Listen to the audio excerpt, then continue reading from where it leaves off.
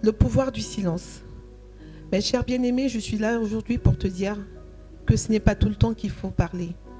Il faut savoir garder le silence dans la vie la plupart du temps. Pourquoi devons-nous garder le silence dans la vie la plupart du temps? Oui, mon frère, ma soeur, il est important de savoir à quel moment parler et à quel moment se taire. Mais moi, je te dirais que sache te taire en tout temps. Sache plus écouter que parler.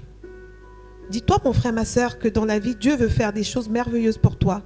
Dieu a un plan qu'il veut accomplir pour toi.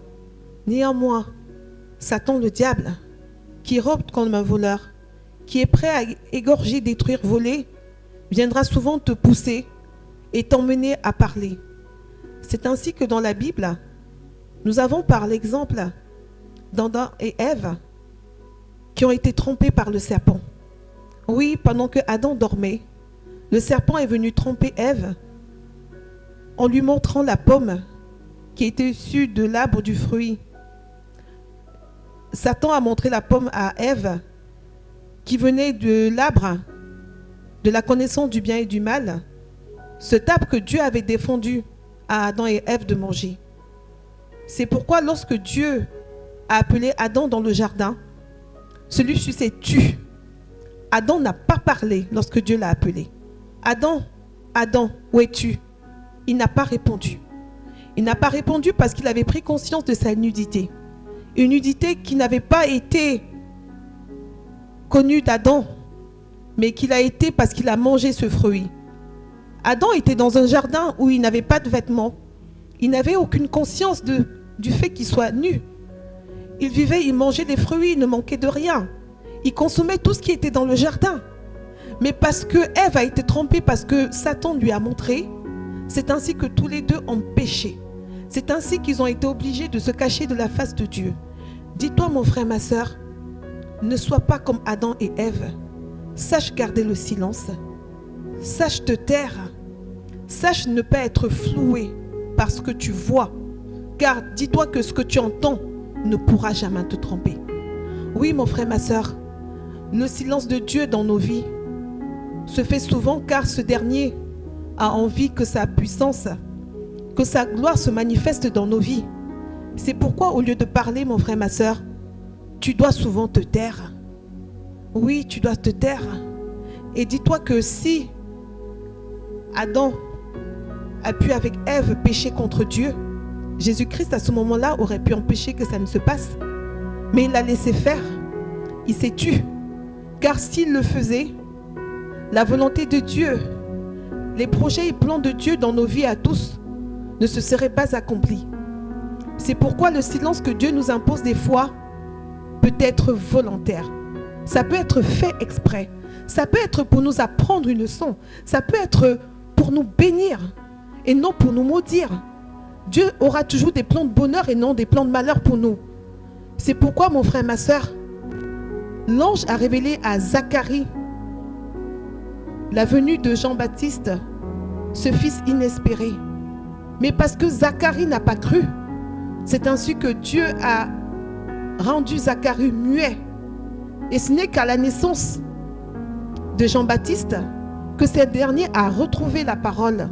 Il a retrouvé la parole afin d'aller annoncer la venue du Messie.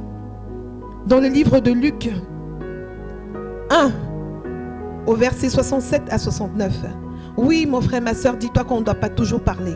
Dis-toi que même si on te pose des questions, tu ne dois pas toujours être en train de répondre.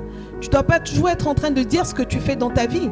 Tu ne dois pas toujours être en train de montrer à tout le monde ce que tu es en train de faire, ni ce que Dieu veut faire avec toi. Nous devons fermer nos bouches pour que le plan de Dieu dans nos vies s'accomplisse, pour que ces réalisations de ce dernier puissent venir. C'est pourquoi, mon frère, ma soeur, je suis là aujourd'hui pour te dire de savoir garder le silence. Si Jésus-Christ, même quand Ponce Pilate lui a posé la question de savoir qu'il était à garder silence, pourquoi est-ce que toi tu as besoin de parler? Pourquoi est-ce que toi, à peine quand tu as signé un contrat, tu n'as pas encore fini ta période d'essai, tu vas déjà raconter à tout le monde que tu as eu un travail? Pourquoi est-ce que toi, ma soeur, ça fait des années que tu cherches un enfant? Pourquoi est-ce qu'à peine Dieu t'a béni, tu sais que tu es enceinte? Tu vas prendre ton téléphone, tu vas raconter à tout le monde que tu as été béni par Dieu, que tu attends un enfant. Non, il faut apprendre à se taire. tout ce qu'on connaît, on ne doit pas parler. Ce n'est pas tout ce qu'on sait qu'on doit dire à tout le monde. Ce n'est pas tout ce que Dieu fait pour nous dans la vie ou est en train de faire qu'on doit révéler à tout le monde. Oui, Jésus-Christ s'est tué. Il n'a pas révélé au moment où Pilate a demandé qui il était. Il n'a pas dit exactement qui il était. Pilate lui a dit, tu es le roi des Juifs. Et Jésus-Christ s'est tué, il n'a rien répondu. Il a dit, mais face à toutes les calomnies, ce qu'on raconte sur toi, comment ne te défends-tu pas? Malgré cela, Jésus-Christ était accusé et il s'est tué, il n'a rien dit. Il n'a pas révélé qui il était. Il n'a pas acquiescé car il savait ce que Dieu allait faire avec lui à la croix. Il savait que Dieu allait le ressusciter. Donc si Jésus-Christ ou Zacharie ont pu se taire, pourquoi toi, tu penses qu'il faut parler? Mon frère, ma soeur, dis-toi que tu ne dois pas être comme les disciples de Jésus-Christ. Dans la barque, pendant qu'ils dormaient paisiblement, il y avait une tempête. Oui, les disciples étaient inquiets, ils pensaient que leur fin était proche. Ils ont réveillé Jésus en disant, Seigneur, nous allons mourir, il y a une tempête qui s'abat, comment peux-tu dormir? Mais ils ont dérangé Jésus-Christ dans son sommeil profond. Ce dernier ne voulait pas être dérangé car il savait que Dieu avait la situation en main. Mais toi, mon frère, ma soeur, lorsque tu es affligé, au lieu d'entrer dans la chambre haute, au lieu de te rapprocher près du trône de Dieu, de prier, au lieu d'inviter Dieu dans ta maison, tu vas aller parler au plus grand nombre de tes problèmes. Penses-tu que tu es le seul à être affligé? Penses-tu que tu es le seul à avoir perdu un être cher? Penses-tu que tu es le seul à avoir été abandonné par sa femme? Penses-tu être la seule à être battue? Penses-tu être la seule à être trompée par son mari? Non, ma soeur, je t'invite à savoir te taire. Ce n'est pas tout ce que tu vis dans ton foyer que tu dois raconter à tout le monde. Apprends à te taire, apprends à garder le silence. Oui, Dieu a la situation en main. Dieu contrôle tout ce qui se passe. Lorsque Jésus-Christ s'est réveillé, il parla. Ensuite, il y eut un silence. Il y eut un calme. C'est ainsi que la tempête se calma. Dis-toi, mon frère, ma soeur, Dieu est le maître souverain. C'est lui qui gagne ses combats. Qu'est-ce que soit ce que Satan veut faire dans nos vies, ce dernier gagne toujours ses combats. Mais toi, qu'est-ce que tu dois faire? Pendant que Dieu travaille en silence, je t'invite à ne point trop parler. Je t'invite à ne même pas parler du tout. Je t'invite à n'ouvrir la bouche qu'uniquement que quand on te demande. Oui, lorsque Jésus-Christ a ouvert la sienne, c'est parce qu'il savait que le temps était arrivé. C'est parce qu'il savait les choses merveilleuses qui le attendraient quand il partira. Oui, il n'a parlé uniquement qu'à ce moment-là. Dis-toi, mon frère, ma soeur, même Joseph a révélé ses songes à ses frères en racontant ses rêves. Il n'aurait pas parlé, il n'aurait jamais été vendu. Il n'aurait jamais été esclave. Oui, il n'aurait pas été esclave et enfermé en prison. Même si plus tard, Dieu l'a récompensé en le faisant devenir premier ministre chez Pharaon. Dis-toi, mon frère, ma soeur, que Joseph aurait dû se taire. Joseph n'aurait pas dû parler de ses songes. Donc, sois pas comme Joseph dans ta vie. Apprends souvent à te taire, mon frère, ma soeur. Ce n'est pas tout ce qu'on dit. Oui, sache te taire parce que Dieu veut faire des choses merveilleuses avec toi. Dieu saura à quel moment il voudra que tu parles. Mais tant que ce moment n'arrive pas, tu dois te taire. Tu dois apprendre plus à écouter qu'à parler. Tu dois apprendre à cacher ce que Dieu veut faire avec toi. Car seulement lorsqu'il aura estimé que le moment sera venu, il t'autorisera à parler en son nom. Même sans que tu ne parles, dis-toi que Dieu peut révéler des choses qu'il va faire. C'est ainsi que dans la Bible, on nous dit que les mages qui voulaient adorer Jésus ont suivi une étoile qui brillait dans le ciel. Ils n'ont pas été adorer Jésus parce qu'ils avaient forcément entendu de la bouche de quelqu'un la venue du Messie. Ils ont suivi simplement cette étoile. Ça s'est fait dans le silence. Mais pendant qu'ils allaient adorer Jésus-Christ, c'est ainsi que Hérode, qui avait été au courant de la venue du roi des Juifs, a aussi envoyé des scribes et des prêtres chercher le roi des Juifs et le chercher à Bethléem pour le ramener. C'était afin de le tuer. Mais parce que Dieu était au courant du plan machiavélique d'Hérode, il a révélé à Joseph dans un songe de fuir. Il a demandé à Joseph de fuir avec l'enfant. C'est ainsi qu'à travers le songe que Dieu a révélé à Joseph, dans les rêves, il a pu fuir avec Jésus et il a ainsi empêché que ce dernier soit rattrapé par les envoyés d'Hérode.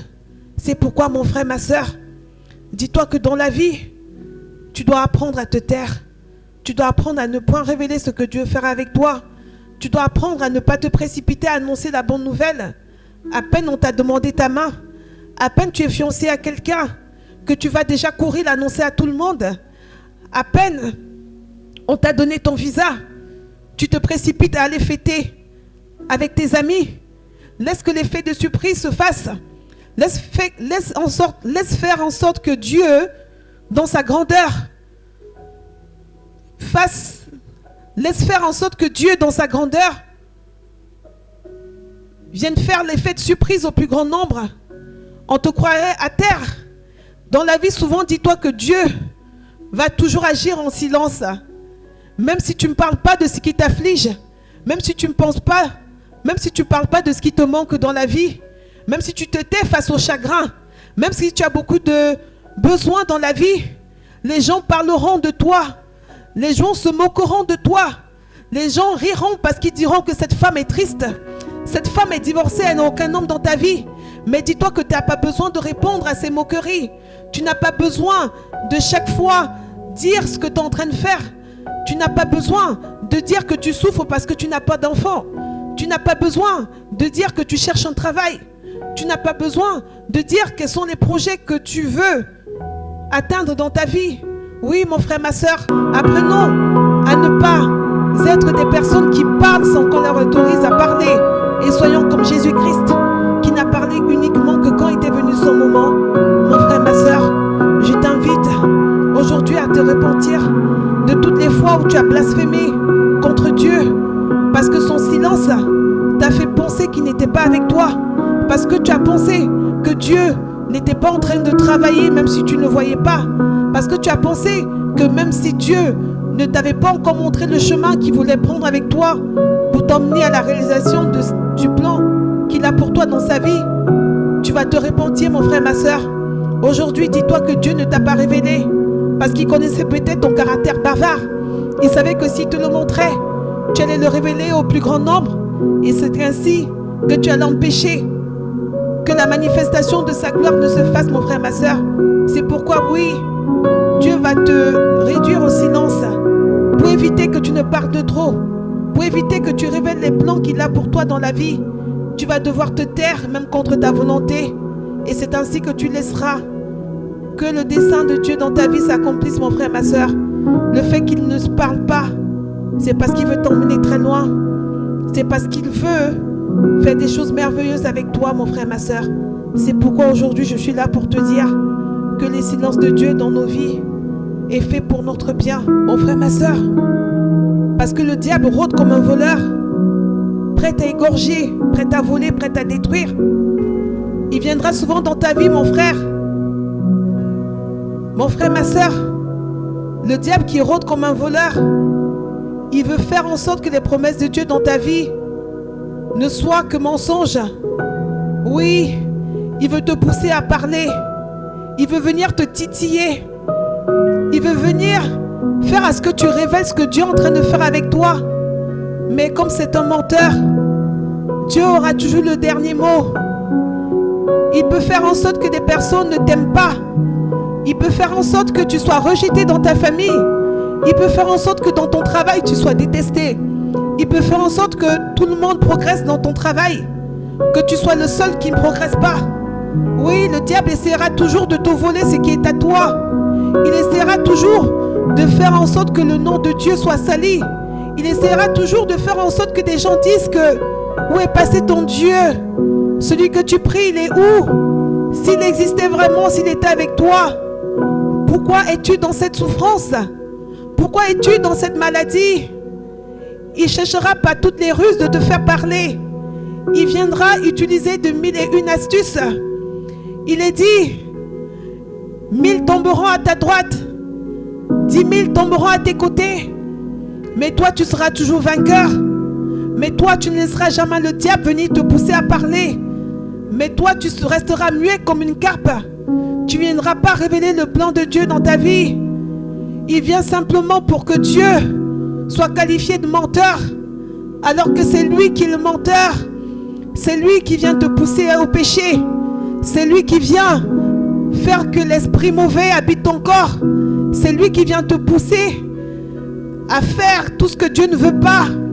C'est lui qui vient te faire désobéir à la parole de Dieu. C'est pourquoi, mon frère, ma soeur, sois plus sage que Satan. Oui, mon frère, ma soeur, sois plus sage que Satan. Ne te laisse pas influencer par ce dernier. Ne te laisse pas faire en sorte qu'il réussisse son pari. C'est un pari qu'il a contre la vie. C'est un pari qu'il a contre ton succès. Mais toi, dis-toi que Dieu veut faire de belles choses avec toi. Dieu veut que tu réussisses. Dieu veut que tu excelles dans tous les domaines de ta vie. Dieu veut que tu fasses ce que personne n'a jamais fait dans ta vie. Dieu a envie de t'utiliser comme jamais. Dieu veut venir faire mentir le diable, mon frère, ma soeur. C'est pourquoi aujourd'hui je t'invite à savoir te taire, à ne point accorder de l'importance à ce qui se dit sur toi, mon frère. Oui, ma soeur, il y a des gens qui parlent sur toi. Il y a des gens qui se moquent de toi. Il y a des gens qui ne croient pas en ton Dieu. Mais toi, ne leur réponds pas. Reste dans le silence. Ne parle pas. Car la gloire de Dieu dans ta vie se manifestera. Quel que soit ce qu'il est dit, ma soeur, dis-toi que Dieu a le dernier mot. Dis-toi que Dieu gagne toujours ses combats. Dis-toi que si Jésus-Christ a pu se taire, même au moment des souffrances, ce n'est que quand sa fin est venue qu'il a imploré au Père. Il a dit: Seigneur, pourquoi m'as-tu abandonné? Uniquement à ce moment-là, car le moment était venu pour lui de partir. Oui, il était en train de partir, ce n'est qu'à ce moment qu'il a parlé. Mais toi, dans la vie, mon frère, ma soeur, tant qu'il y a la vie, il y a de l'espoir. Tant qu'il y a la vie, il y a de l'amour. Tant qu'il y a la vie, tout est encore possible. Tant que tu vis, tant que tu respires, Dieu peut encore faire avec toi. Mais toi, tu baisses les bras.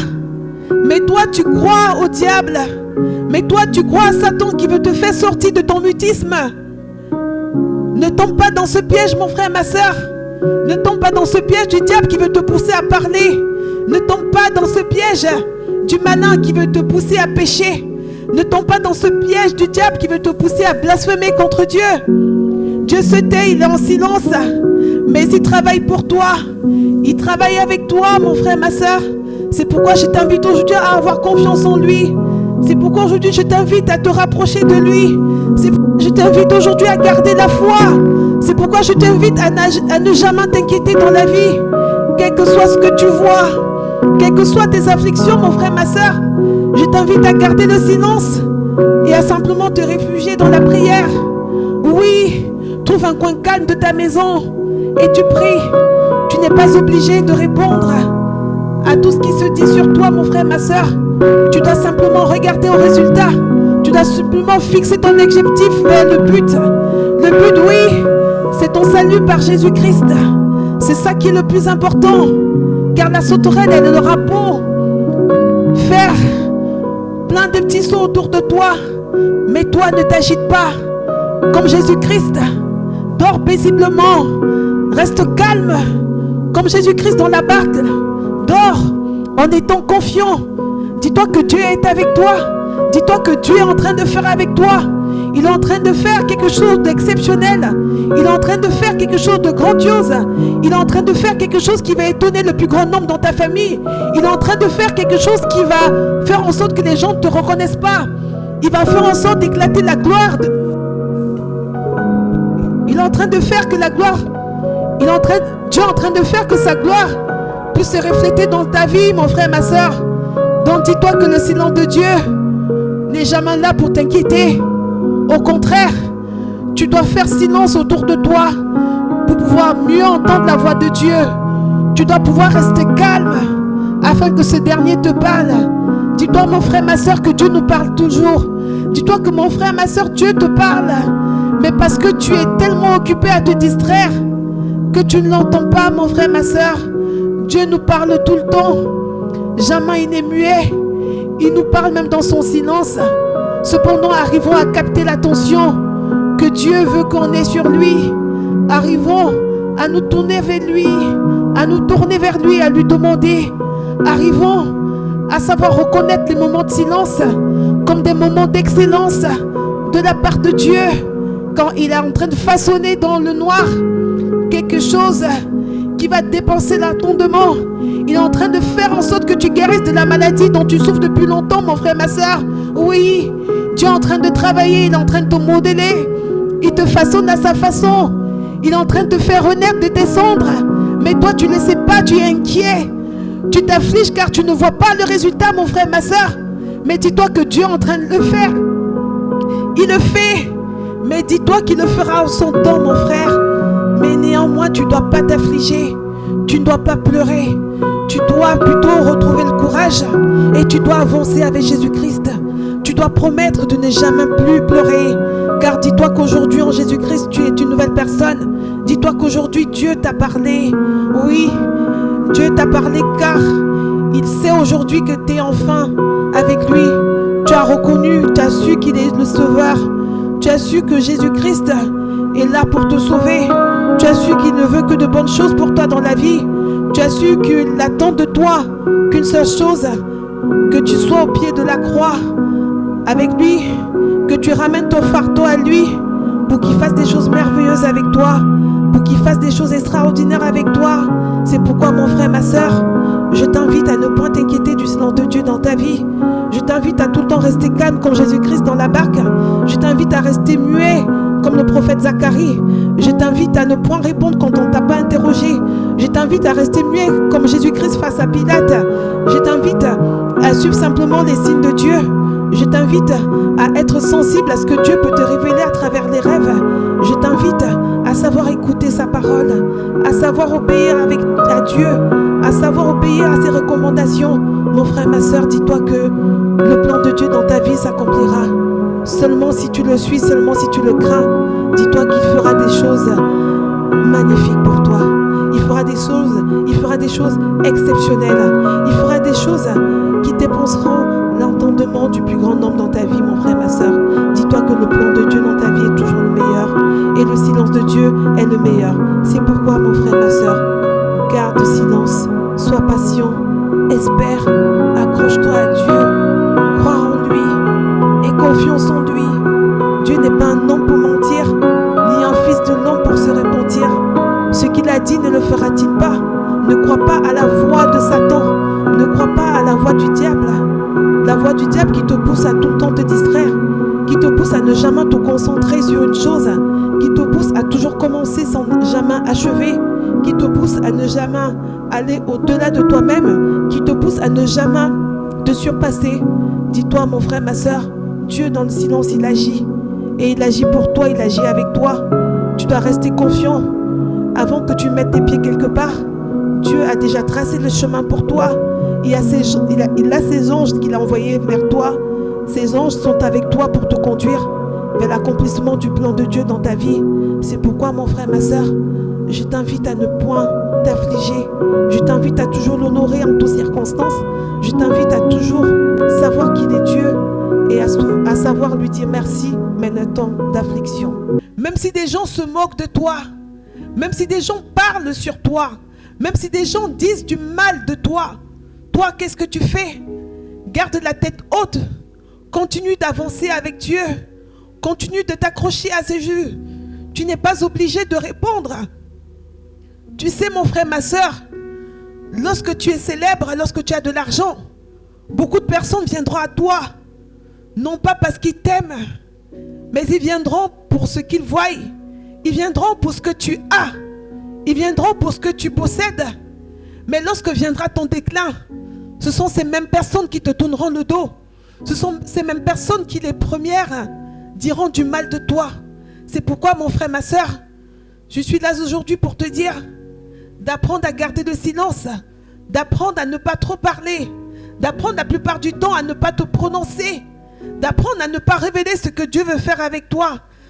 Oh, mon frère, ma soeur, je t'implore en ce jour, je t'invite à venir déclarer avec moi dans la maladie, dans le manque de confiance, dans le célibat, à rester muet, à ne point parler, mais à laisser Dieu simplement agir.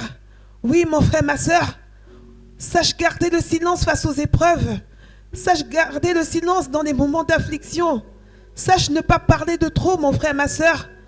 En ce jour, je t'invite à venir t'unir à moi, afin que nous puissions prier ensemble, afin que nous puissions implorer Dieu, que nous puissions implorer sa miséricorde, que nous puissions le supplier et demander pardon pour toutes les fois dans nos vies où nous avons parlé. Oui, mon frère, ma soeur, en ce jour, je t'invite à prendre l'engagement, à souvent rester muet, à ne point parler, à savoir endurer dans la souffrance en maintenant tes lèvres fermées. Il est dit dans la Bible, le pouvoir de la langue. Il est dit dans la Bible, la vie et la mort sont au pouvoir de la langue. Et toi, je t'invite, mon frère, ma soeur, à utiliser ta bouche uniquement pour parler lorsqu'on te demande. À utiliser ta bouche, mon frère, ma soeur, à proclamer uniquement des paroles de bénédiction. Oui, mon frère, ma soeur, il n'est pas facile de rester muet. Mais moi, je t'encourage effectivement à rester muet. Je t'encourage aujourd'hui à te repentir de tout bruit que tu as fait dans la vie, parce que tu as accusé tout le monde. Je t'invite, mon frère, ma soeur, aujourd'hui, à retirer toute phrase que tu as prononcée, toute puissance que tu as donnée aux sorciers de ton village, toute puissance que tu as donnée à ton oncle qui t'a maudit, qui a prononcé des paroles de malédiction sur toi. Je t'invite aujourd'hui à te repentir de toutes les fois où tu as blasphémé contre le Saint-Esprit. Je t'invite aujourd'hui, mon frère, ma soeur, à devenir une nouvelle personne, à apprendre à savoir glorifier le Seigneur, à savoir le remercier dans tous les instants de ta vie, mon frère, ma soeur. Je t'invite aujourd'hui à apprendre à écouter la voix de Dieu, à apprendre à le chercher avec sincérité, à apprendre à converser avec lui, à apprendre à reconnaître ces moments de silence, à apprendre à reconnaître quand il est en train de faire avec toi, au-delà de tes attentes, même s'il n'est pas en train de te montrer la voie qu'il va prendre avec toi. Je te dis, mon frère, ma soeur, sache que si tu le fais, tu ne regretteras pas. C'est pourquoi en ce jour, nous allons prier. Je t'invite là où tu es, à mettre la main là où tu as mal, à la mettre et à proclamer avec moi: je suis la propriété de Dieu vivant. Je ne crois plus à ce que dit le malin. Je me tais quand je n'ai rien à dire. Je sais reconnaître que Dieu le souverain est là pour me sauver. Je sais à quel moment Dieu veut que je parle. Je sais à quel moment Dieu est en train de me guérir. Je sais à quel moment Dieu veut m'emmener là où il veut, même s'il ne me parle pas. Je sais me taire face aux situations difficiles. Je sais ne pas le maudire. C'est pourquoi en ce jour, je vais déclarer que tu es béni dans le nom de Jésus-Christ.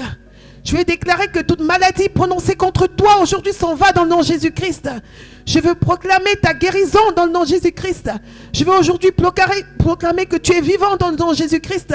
Je vais proclamer aujourd'hui la fin des retards dans ta vie dans le nom de Jésus-Christ. Je proclame aujourd'hui la fin du célibat dans le nom de Jésus-Christ. Je proclame aujourd'hui que cette bouche qui passe son temps à parler puisse être muette comme le prophète Zacharie dans le nom de Jésus-Christ. Je viens aujourd'hui proclamer que toi, qui passes ton temps à dire du mal de ton prochain, tu puisses être réduite au silence dans le nom de Jésus-Christ. Je viens aujourd'hui proclamer que Jésus-Christ est le souverain sacrificateur. C'est lui qui fait toutes choses bonnes en son temps. Et c'est lui qui te donnera tout ce que tu désires. C'est lui qui fera en sorte que tu ailles là où Dieu veut que tu sois. Et c'est lui aujourd'hui, mon frère, ma soeur, en qui tu as confié toute ton espérance, qui fera des choses extraordinaires pour toi, qui fera jaillir la volonté de Dieu dans ta vie. Je te prie, mon frère, ma soeur, à savoir honorer Dieu à chaque instant de ta vie. Je te prie de lui dire Amen et de le remercier à tout instant de ta vie.